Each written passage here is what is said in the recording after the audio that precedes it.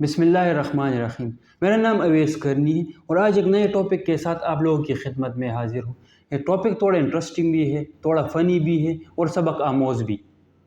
ایک دفعہ ایک بادشاہ سیر و تفریح کے لیے کہیں چلا گیا اور گھومتے گھومتے کافی دور نکل گیا تو اس نے ایک گھر دیکھا۔ بادشاہ اس گھر میں چلا گیا تو بادشاہ نے دیکھا کہ اس گھر کا مالک بہت سخی ہے۔ اس نے بادشاہ کی خوب خاطرداری اور مہمان نوازی کی، لیکن بادشاہ نے ایک عجیب نظارہ دیکھا کہ کتے کو پھانسی دے کے لٹکایا گیا ہے۔ بادشاہ نے جب وجہ دریافت کی تو اس اونر نے انکار کر دیا وجہ بتانے سے۔ بادشاہ نے اپنا تعارف کرایا کہ میں بادشاہ ہوں، لیکن پھر بھی اس نے نہیں بتایا۔ اگلے دن بادشاہ نے ایک وزیر کو بھیجا وجہ دریافت کرنے کے لیے، لیکن اس نے پھر انکار کر دیا۔ اس پر بادشاہ کو بہت غصہ آیا اور اس نے کئی سپاہیوں کو اس بندے کو پکڑنے کے لیے بھیجا۔ جب اس کو دربار میں حاضر کیا گیا تو بادشاہ نے وجہ دریافت کی۔ اس نے پھر انکار کر دی۔ شرط رکھا کہ بادشاہ اگر مجھے بادشاہی کچھ عرصے کے لیے دے دے تو تب میں وجہ بتاؤں گا۔ اس پر بادشاہ ڈر گئے اور سوچا کہ ایسا نہ ہو کہ یہ بندہ مجھ سے ہمیشہ کے لیے میری بادشاہی چھین لے یا قابو کر لے۔ لیکن بادشاہ کو سکون نہیں آیا وجہ معلوم کیے بغیر۔ آخرکار اس نے اپنی بادشاہی دے دی اور ایک ایگریمنٹ کر لی کہ کچھ عرصے کے لیے میں اپنی بادشاہی آپ کو دوں گا۔ جب اس کو بادشاہی دے دی گئی تو بادشاہ بننے کے بعد اس نے دو کام کر لی۔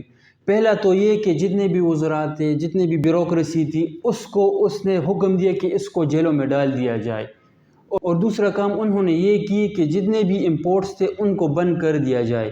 وہ گزرتا گئے اور جب ان کا ٹینیور پورا ہو گئے اور بادشاہ کو بادشاہی ہینڈ اوور کر رہا تھا تو ملک میں امن و امان تھا۔ ملک کے خزانے جو تھے وہ بھرے ہوئے تھے۔ تو اس نے بتایا کہ میں ایک چرواہا ہوں اور میں بھیڑ بکریاں چرا رہا ہوں۔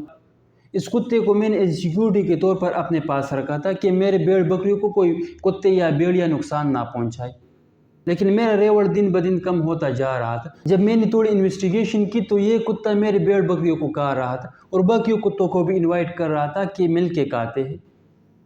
اس لیے میں نے اس کتے کو نشانی عبرت کے طور پر پھانسی دے کے لٹکایا گیا۔ تو اس نے اس بادشاہ کو بتایا کہ آپ کے جتنے بھی وزراء ہیں یہ اس ملک کو لوٹ رہے ہیں، خود بھی لوٹ رہے اور باقیوں کو بھی انوائٹ کر رہے ہیں کہ آ کے مل کے لوٹتے ہیں۔